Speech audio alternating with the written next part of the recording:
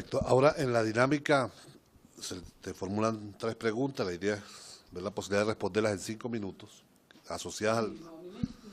Bueno, pero vamos a tener libertad, pero un poco es el marco. Por eso dije tratar de resolverla en 5 minutos. Que tiene que ver con que sepa que no es el tiempo de la exposición completa de 20 minutos.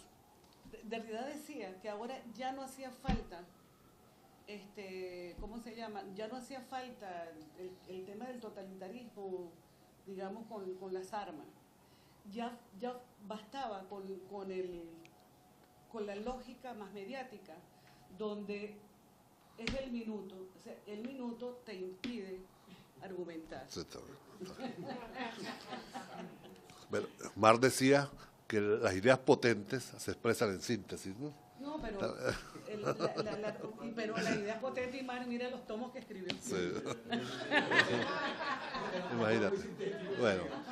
Bueno, fíjate, tú abordaste en tu exposición el tema ético, y un tema bien importante en el marco de la transformación del sistema educativo. Paradójicamente hay un común identificador en los documentos de las reformas o de los documentos del Ministerio de Educación en la llamada Cuarta República y en la Quinta República, que es que en ambos se apela a Sabater y al pensamiento de Sabater con los valores. Sabater igual sirve para las reformas o contrarreformas educativas en España, sirve también para las contrarreformas en muchas partes del mundo. Entonces, ¿qué ocurre? Es que los valores no son útiles. Entonces, sin embargo, el tema de los valores no es un tema neutro.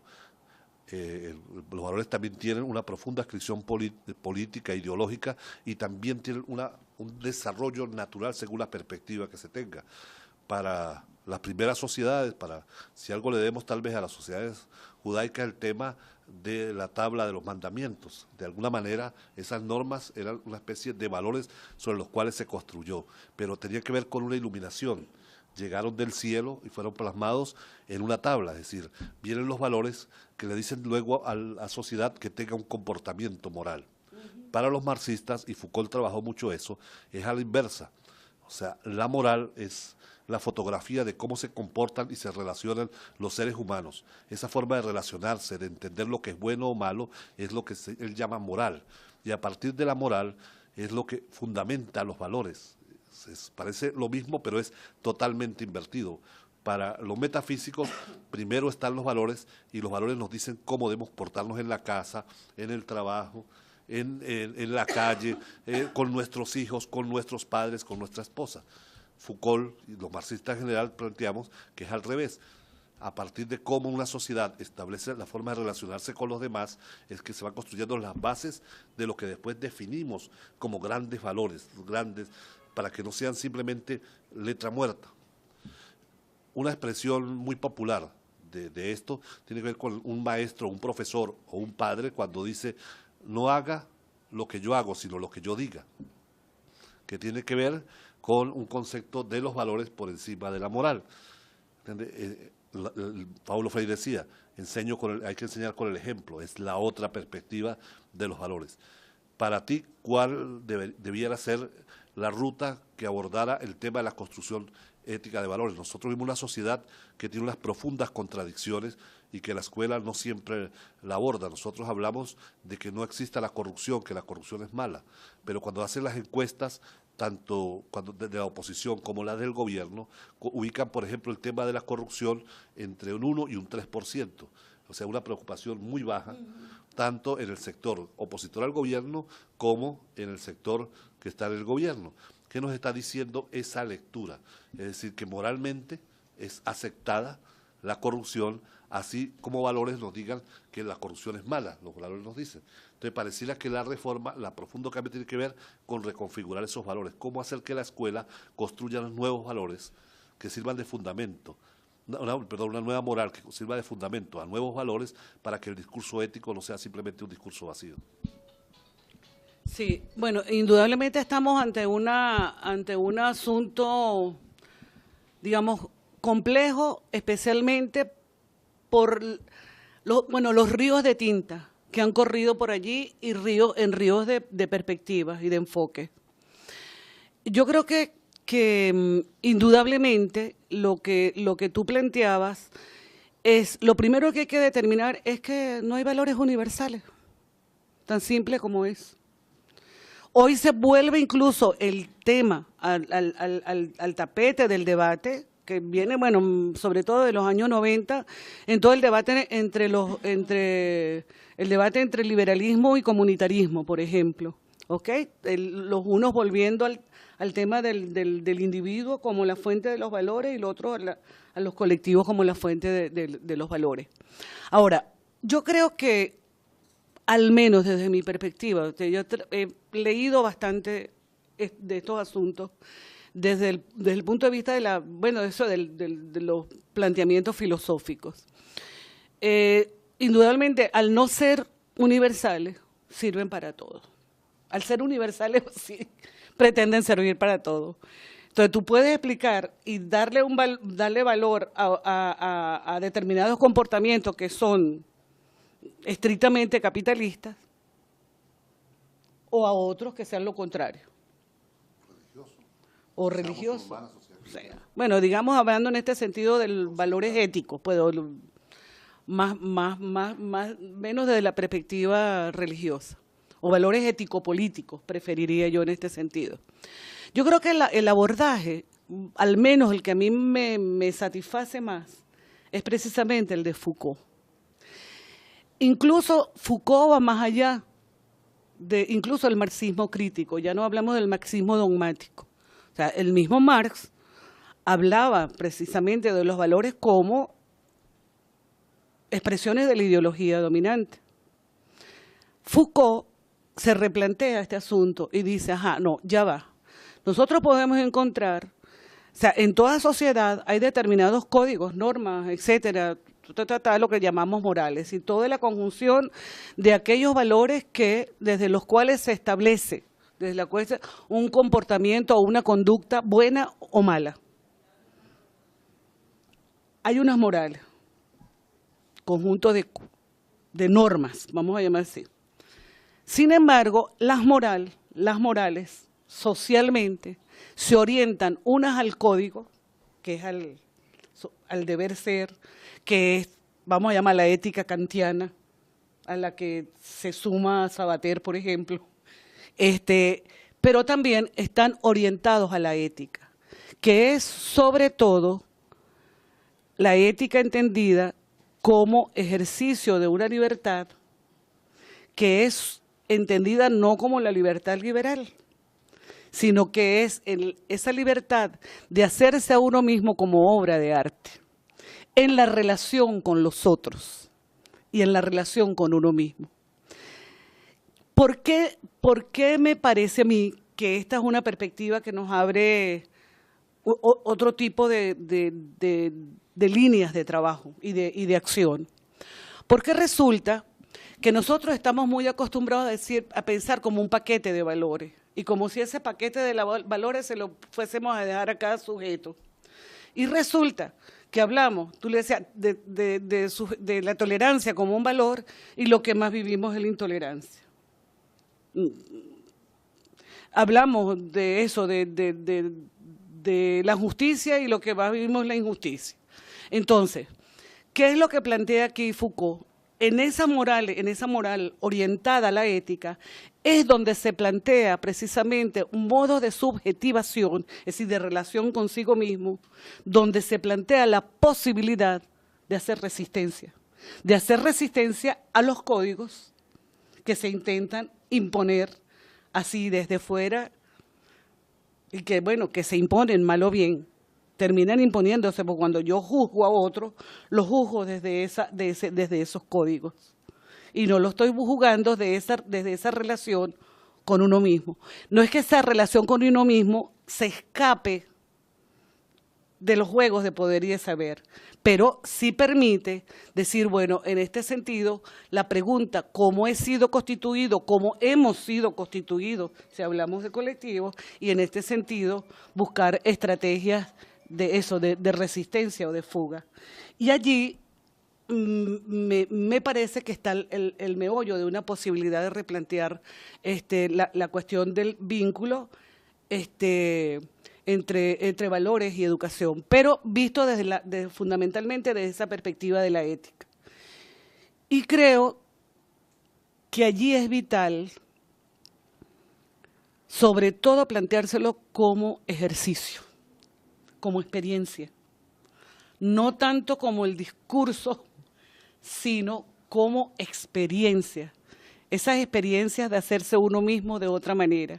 Esa experiencia que puede llevar, por ejemplo, al niño a hacerse preguntas respecto a sí mismo con la lectura de un cuento, con ver una película, es decir, de plurales maneras.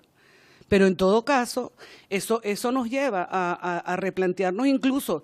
Yo, con todo este juego, este tema del país lo lleva a uno a sacudirse también y a sacudir determinadas cosas.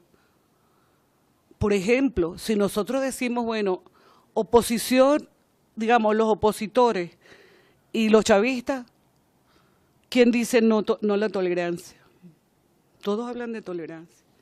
Y si la gente se creyera eso, no estuvieran matando a otra gente. Bueno, resulta, y ahí viene lo que tú planteabas y lo que decíamos, el tema de la memoria. Es que la tolerancia, que es un valor universal y absoluto. No.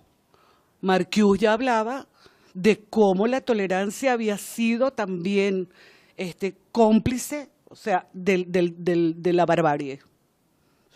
Hay análisis de la Escuela de Frankfurt en este sentido. Entonces hay que ver cómo se plantea y cómo se replantea desde una perspectiva crítica, transformadora, lo que hoy llamamos tolerancia, y así lo que hoy llamamos libertad, y así lo que hoy llamamos democracia, y así lo que hoy llamamos dignidad, y así lo que hoy llamamos… Porque si no… estamos un poco poniendo en juego lo que tú señalabas, es decir, sirve para un sistema y sirve para otro. Los seres humanos tenemos diferentes comportamientos ante el conocimiento según la edad. En la niñez, la curiosidad, el juego, es una característica para descubrir.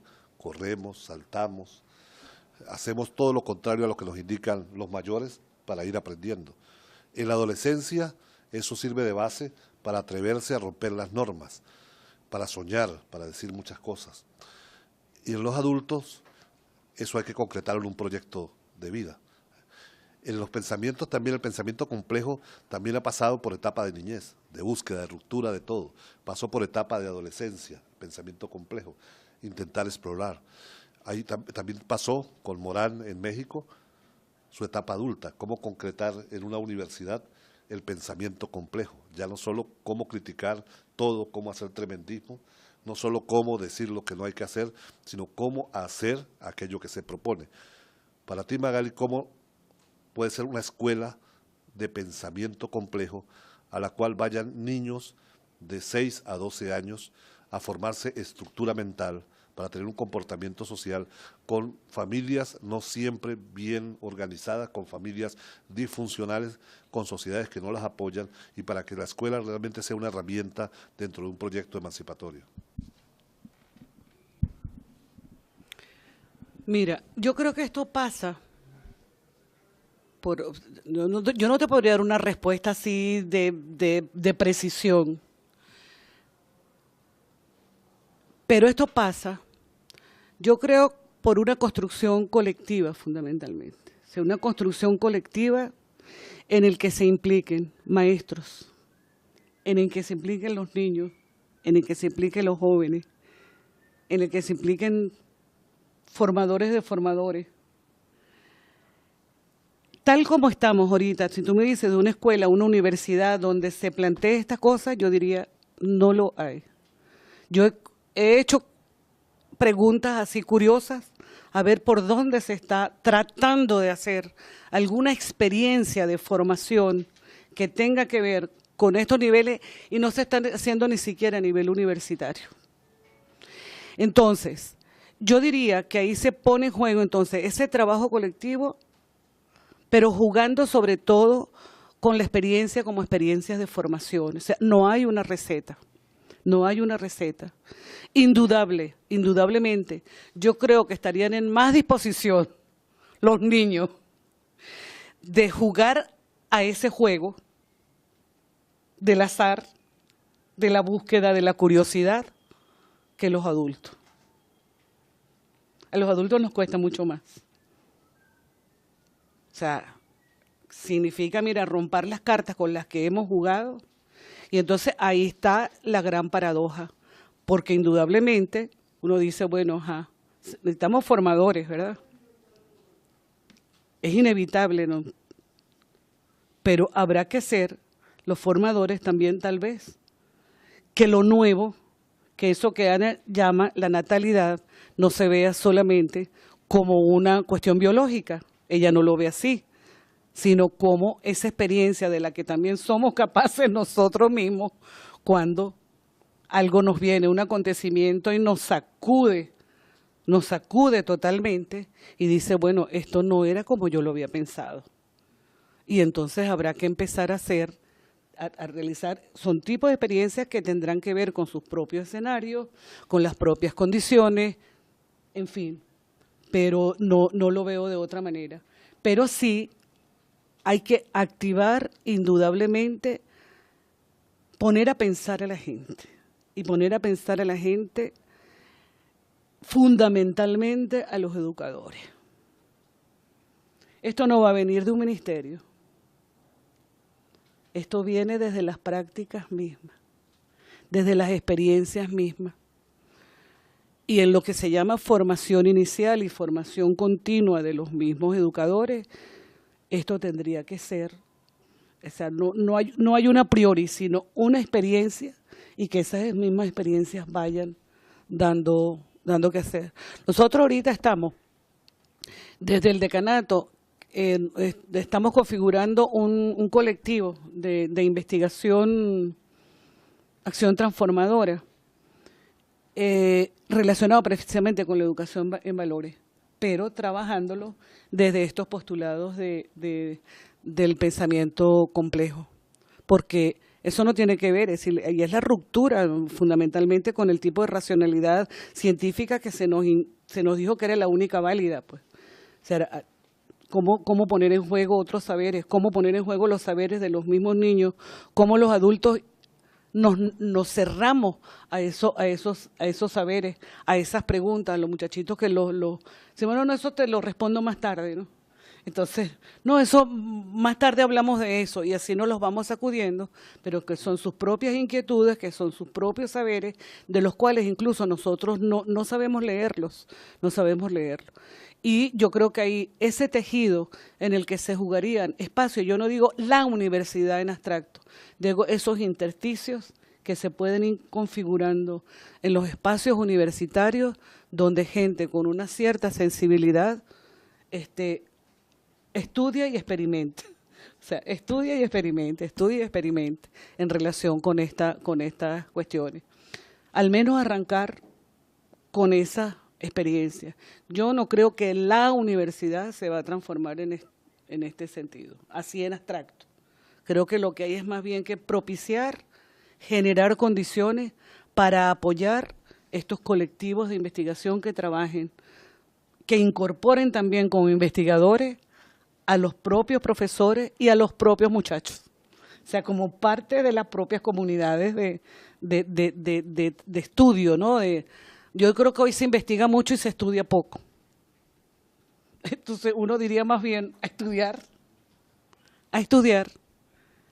y hacer experiencias con eso que estudiamos. Y estudiar digamos, en esa... Son especies también de encuentros colectivos en este sentido.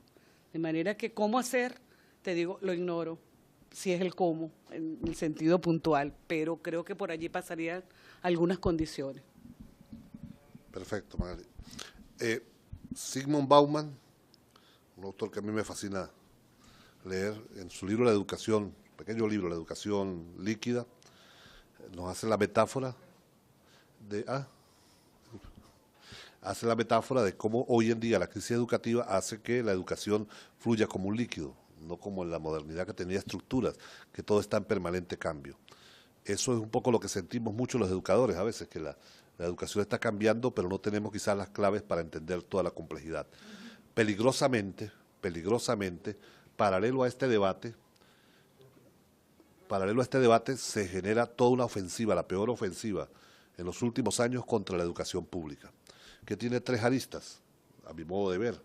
Uno, eliminar el concepto de escuela, o sea, de sitio, de un espacio institucional público donde se vaya a aprender, e incluso nosotros en muchos de los documentos, ya no ni siquiera en la cuarta, en la quinta república hablamos de ambientes de aprendizaje, como si fuera una novedad.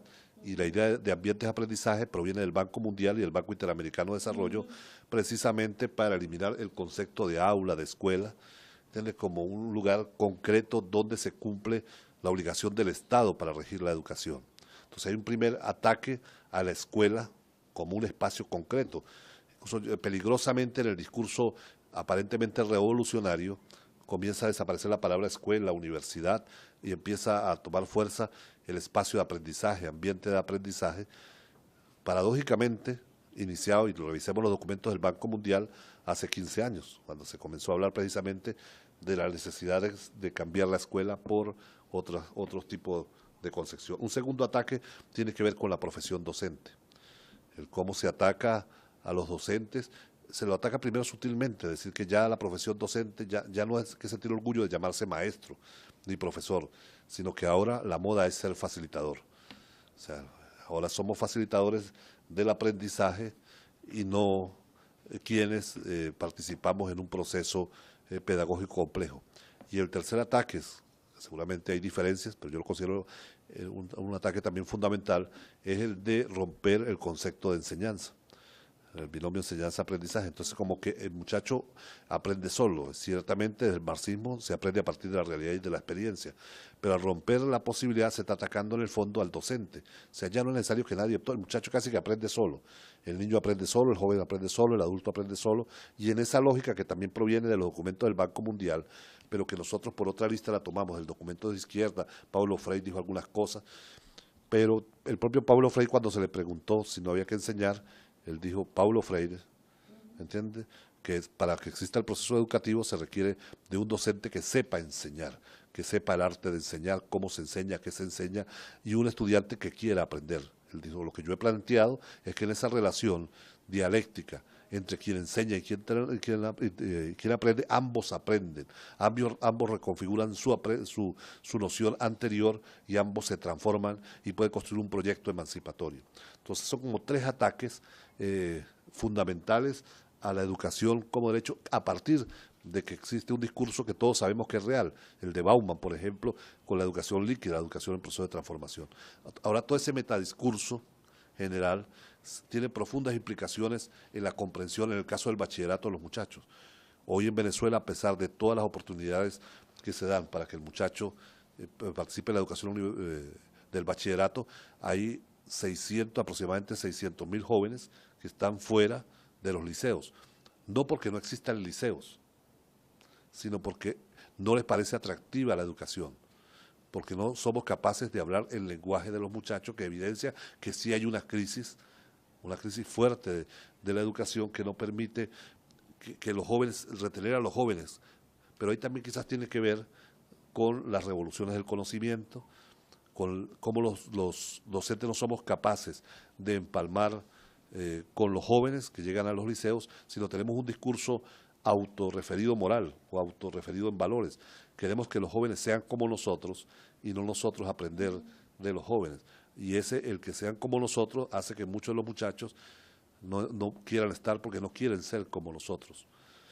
Y una de las grandes evidencias de que no quieren ser como nosotros es que para nosotros las utopías eran lejanas.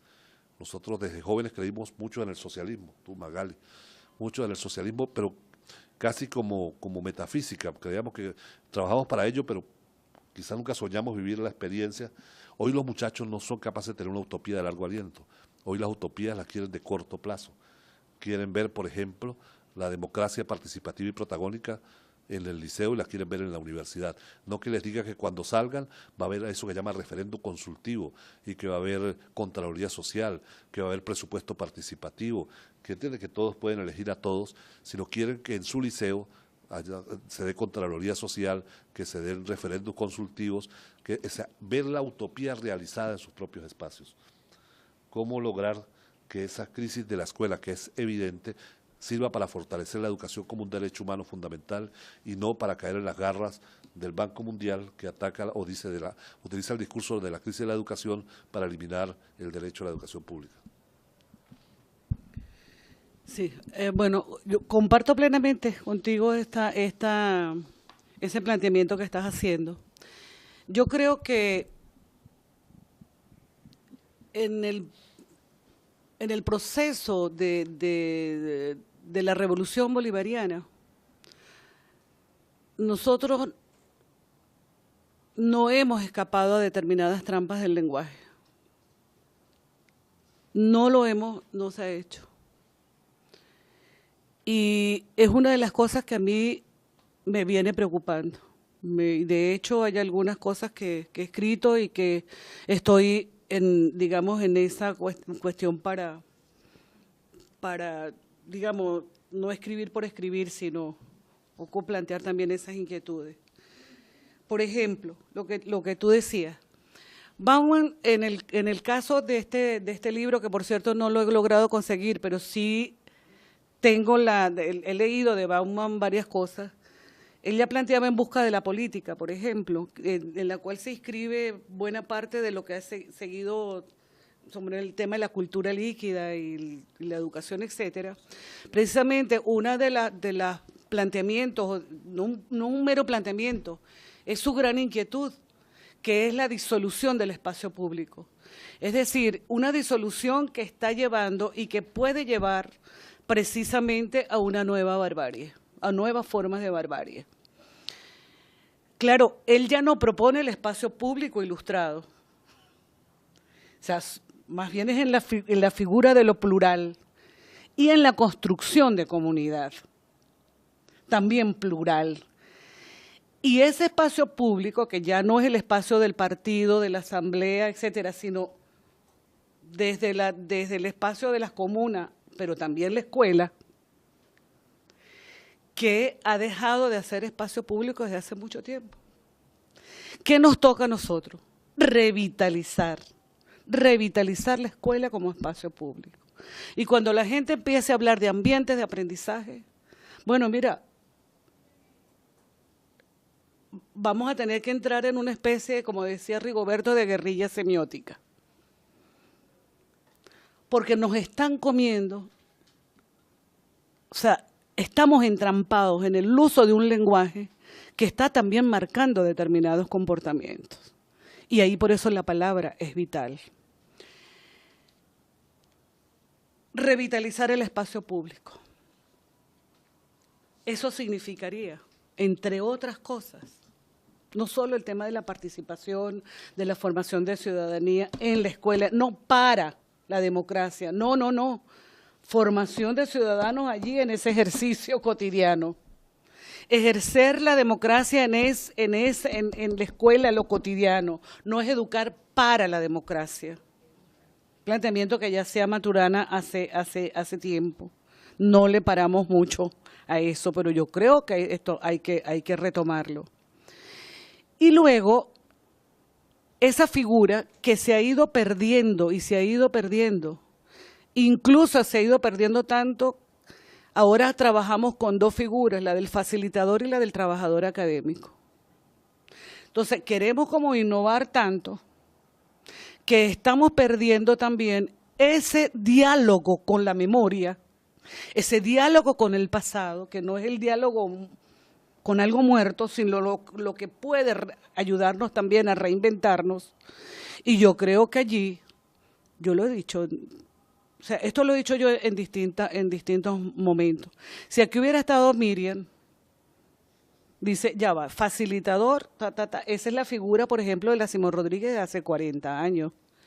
Yo, en todo caso, apuesto a una reinvención, llamémoslo maestro, llamémoslo, es más, me gusta más que docente, y que incluso que docente. Y más que profesor, pero prefiero el de profesor por el de docente. Porque resulta que es que nuestras instituciones, también desde hace tiempo, se han centrado exclusivamente en el docentismo, ni siquiera en la docencia, ni siquiera en la enseñanza, porque la enseñanza es otra cosa. La enseñanza es un acto, es también un acto ético. Entonces, como hemos perdido eso, nos conformamos con las palabras que se nos van metiendo. Y desde esta perspectiva yo digo, bueno, mira, ¿qué más bien contraviene el facilitador? El profesor. El profesor ayuda a problematizar. O sea, ¿qué es lo que queremos? La problematización en el sentido de lo que decía Foucault, es decir, desfamiliarizarnos con los discursos que nos han constituido. Si a mí me han dicho que el Estado es tal cosa, ya va, espérate, el Estado no es eso. Si a mí me han dicho que la democracia es tal cosa, no, espérate, que por ahí no es que van las cosas. Vamos a hacer, es una construcción histórica por esto, por esto, por esto, por esto y por esto. Desfamiliarizarnos con todo, con el discurso moralista, vamos a llamarlo de esa manera. Entonces yo diría que más bien un rasgo fundamental del profesor sería no el de facilitador, sino el de problematizador. Pero el de problematizador porque invita también a hazlo conmigo, vamos a hacerlo juntos. Creo que eso se ha perdido. Y eso tiene que ver, creo, esa pregunta tuya que me hace, se me prende un poquito el bombillo con algo. ¿No tendrá que ver eso con la disolución de la autoridad? No del autoritarismo, de la autoridad que tiene que ver con la responsabilidad del educador como la cara del mundo adulto ante los niños y jóvenes. ¿No será que con eso eludo esa responsabilidad, que es doble, con el mundo y con los niños y los jóvenes? Yo recuerdo que nosotros teníamos estos debates ya hace 30 años en la Escuela de Educación, porque en esos famosos ambientes de aprendizaje, todo el mundo tenía la razón. Y yo le decía a una profesora muy amiga mía, a la que yo fui mira, déjame ver qué es lo que ustedes hacen para poder. No, si a mí me dice alguien y el otro me dice lo contrario, ¿cómo le voy a dar la razón a los dos? O sea, si tú le das la razón a los dos, es porque, perdona, no has estudiado esto. No puede ser, es decir, ahí tiene que haber todo digamos, el despliegue o el desarrollo de las capacidades también de argumentaciones que se puede forjar desde los niños pequeños, porque ellos argumentan, no es que no argumentan, ellos argumentan, no a nuestra manera, pero también argumentan. Entonces, veía que eso me jugaba mucho, es más bien como ese facilismo, ¿no? Ya no preparo una clase, ya no leo libros para poder preparar una clase. Yo recuerdo en mi época que hay que ver, yo cada vez que iba a encontrarme con un grupo nuevo, yo temblaba. Y cada clase me la preparaba. No había computadora, yo los legajos que tenía sí era de las clases preparadas, no para dictarlas, no para dictar lo que tenía escrito, era para prepararme en términos de ese diálogo con los mismos jóvenes, pues de la universidad. Eso ya no existe. Yo creo que el planteamiento de Bauman dice, bueno, estamos aquí, oye, pero no nos ahoguemos. O sea, estamos en un mundo líquido, no nos hundamos en ese mundo líquido. Y para no hundirnos vamos a tratar de reinventar, en primer lugar, espacio público, sin lo cual ni hay democracia ni hay ciudadanía. Entonces yo creo que por ahí y en este sentido el profesor sería también constructor de espacio público. Creo que habría que indagar por allí. En todo caso, yo creo que estos son los asuntos, amigos, compañeros y compañeras, que yo creo que deberían ser asuntos para la investigación educativa y para la acción, pero no estamos, hay un gran vacío y lo hay, no lo siente, y no solo por los debates, por las convocatorias, por lo que uno escucha, por lo que uno también ve en lo que va ocurriendo. Mi experiencia más es en la vida universitaria, pero no nos estamos haciendo cargo de esto, y eso es irresponsable. Eso es irresponsabilidad, no hacernos cargo de estos asuntos. Esto no son cuestiones puramente de disquisiciones teóricas. Esto son cosas para hacernos cargo de ellos. Ahora, ¿quiénes, cómo, desde dónde? Yo sigo peleando. A veces digo, bueno, estoy como peleando contra molinos de viento, ¿no? También, a ver si nos vamos encontrando en estas cosas.